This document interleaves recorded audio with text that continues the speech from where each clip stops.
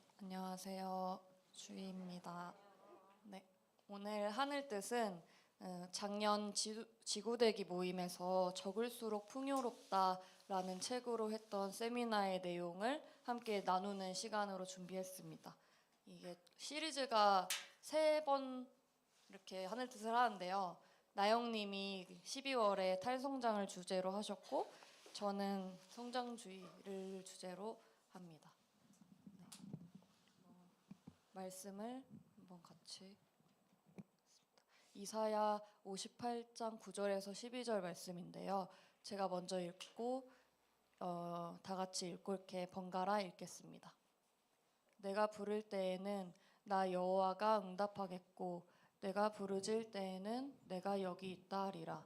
만일 내가 너희 중에서 명예와 손가락과 허망한 말을 제하여 버리고 줄인 자에게 내 심정이 동하며 괴로워하는 자의 심정을 만족하게 하면 내 빛이 흑암 중에서 떠올라 어둠과 낮과 같이 될 것이며 여호와가 너를 항상 인도하여 메마른 곳에서도 내 영혼을 만족하게 하며 내 뼈를 견고하게 하리니 너는 물된 동산 같겠고 물이 끊어지지 아니하는 샘 같을 것이라.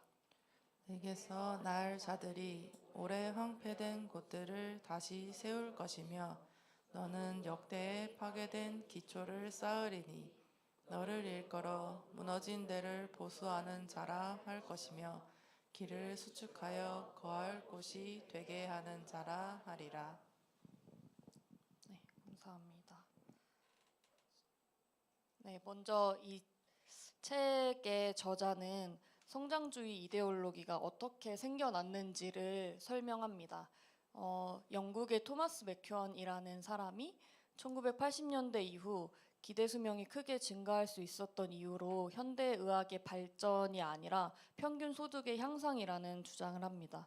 그리고 그 비슷한 시기에 미국의 세뮤얼 프레스턴이라는 사람은 1인당 GDP가 높은 국가일수록 기대 수명 또한 높아지는 경향을 보인다는 연구를 내고요. 이 두 가지가 좀 합쳐지면서 성장주의 이데올로기가 만들어집니다. 이제 성장주의 이데올로기는 성장할수록 진보하고 더 나은 삶을 살게 될 것이라는 생각입니다. 그래서 이러한 생각들을 가지고 저 시기에 IMF 팀들은 이러한 주장을 바탕으로 남반구 국가를 돌아다니면서 좀 영아 사망률이나 기대 수명과 같은 지표를 개선하고 싶다면 건강보험 시스템이 아니라 성장에만 초점을 두면 된다는 말을 퍼뜨리고 다녔다고 합니다. 그래서 네. 그리고 그 후로부터 이제 수십 년이 지나서야 성장과 인간 진보 등치 논리의 허점이 발견이 되는데요. 아까 이야기한 그 둘의 주장은 장기적인 데이터로 만들어진 주장이 아니었던 거예요.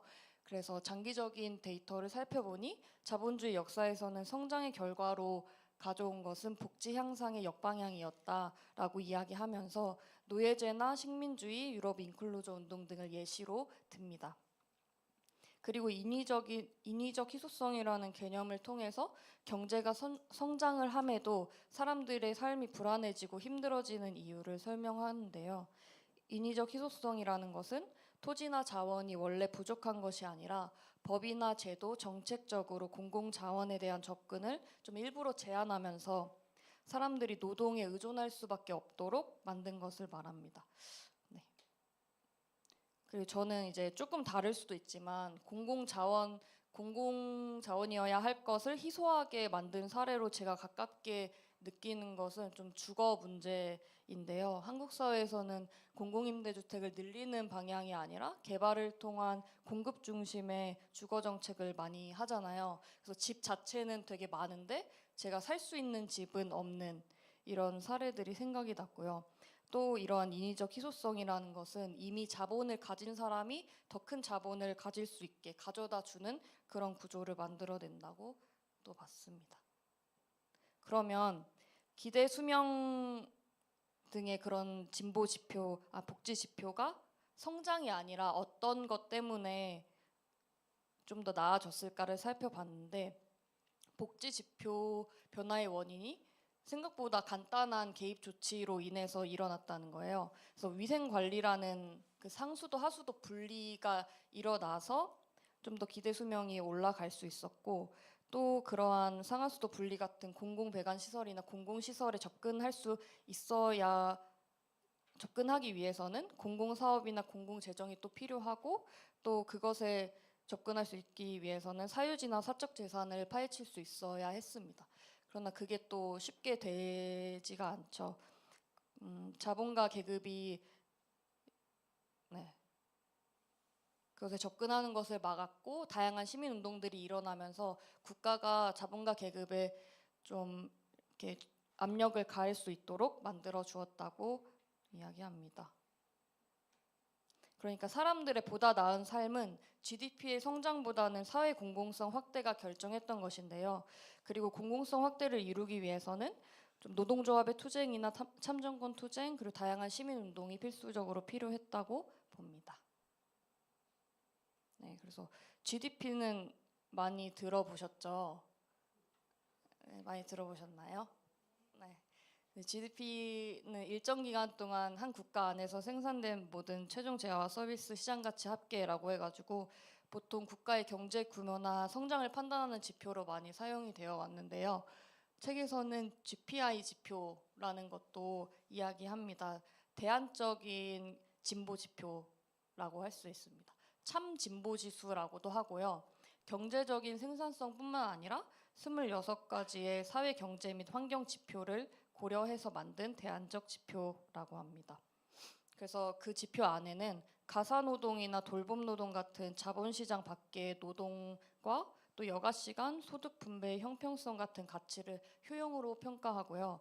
그리고 환경 파괴나 과도한 노동, 스트레스, 불평등 같은 비용도 포함해서 만든다고 합니다. 그래서 보시면 GPI, GDP 지표가 이렇게 나와 있는데요. 왼쪽을 보시면 저 노란색이 GDP예요. 그리고 GPI 지표는 그 밑에 있는 살짝 민트색인데, 이게 1970년대 중반까지는 GPI와 GDP가 좀 나란히 증가를 하다가 평평해지다가 나중에는 GPI는 더 낮아지는 걸 볼 수 있습니다. 그래서 이 갭이 점점 커진다라고 하는데요. 오른쪽은 한국의 GPI, GDP 갭이에요. 보시면 빨간색 선이 GDP고 파란색 선이 GPI라고 보시면 됩니다. 그래서 저 막대 그래프를 보면 계속 비용으로 늘어나고 있는 것이 환경에 대한 비용이라고 합니다. 그래서 제가 책을 읽으면서 좀 인상 깊었던 좀 문장이 있었는데, 일정한 지점을 지나면 더 많은 성장은 부정적인 영향을 갖기 시작한다 라는 문장이 인상 깊었습니다. 그러면서 성장하지 않고 그럼 어떻게 더 나은 삶을 만들어갈 수 있을까에 대한 것들을 소개하는데요. 좀 1인당 GDP가 낮음에도 높은 행복 수준을 가진 나라들의 공통된 특징을 살펴보면 좀 체계적인 복지 체계가 있었다고 해요. 그래서 보편적 의료 보장이나 저렴한 임대주택, 보육 서비스, 높은 최저임금 등이 보장되는 사회에서 좀 더 좋은 삶을 살아갈 수 있다라고 이야기합니다. 또 일부 연구자들은 그런 행복만 느끼는 게 아니라 의미를 어떻게 느끼는지도 굉장히 중요하다고 이야기를 하는데, 예시로 든 게 코스타리카의 나코야 반도라는 곳입니다. 그래서 코스타리카는 원래가 GDP가 낮음에도 행복 지수가 높은 나라인데, 나코야 반도는 그 중에서도 의미에 대한 지수가 높게 나왔던 거예요. 근데 나코야 반도는 코스타리카 안에서도 가난한 지역에 속하는데, 그 이유를 살펴봤더니 공동체 생활 속에서 이웃 간의 견고한 유대 관계가 있었고, 또 서로 돌봄이 잘 이루어졌기 때문이다 라고 이야기합니다. 그래서 거의 마지막으로, 그래서 책에서는 부정적인 생태 영향을 끼치는 성장의 방식이 아니라 더 나은 삶을 살아가기 위해 필요한 요소들을 이렇게 소개합니다. 첫 번째는 불평등 감소인데요. 평등해질수록 사람들은 더 많이 돈을 벌거나 더 비싼 무언가를 사지 않는다는 거예요. 그래서 덴마크를 예시로 드는데 다른 비슷한 수준의 고소득 국가보다 더 평등하기 때문에 옷을 덜 사고 더 오래 입는다라고 이야기합니다. 그래서 불필요한 사치품 구매에 관심이 없기 때문에 광고 같은 것도 적다고 해요. 그리고 두 번째는 공정한 분배인데요. 여기서도 좀 보면서 인상적이었던 문장이 최상위 부유층의 소득을 줄이는 모든 정책은 긍정적인 생태적 효용을 가진다라고 소개합니다. 그리고 세 번째는 공공재 투자입니다.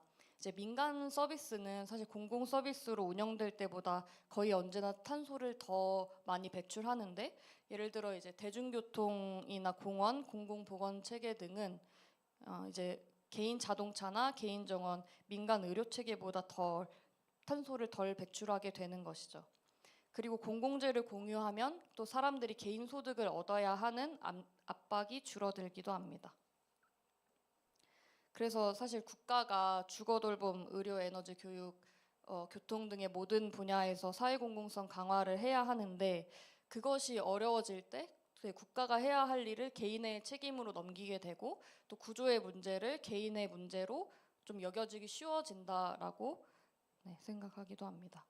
그리고 거기에 더해서 저희가 이 세미나를 할 때 좀 능력주의에 대해서도 이야기를 좀 했던 것 같은데 맞나요? 맞죠?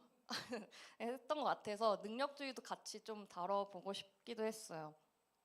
왜냐하면 성장주의 이데올로기라는 게 이제 성장을 하기 위해서는 개인의 이제 능력이 좋아야 하고 또 능력을 증명하기 위해서 또 성장을 해야 되고 또 성장하기 위해서 또 능력을 하는 이런 강화하는 서로를 강화하는 이데올로기가 있다고 좀 느끼기도 했고요.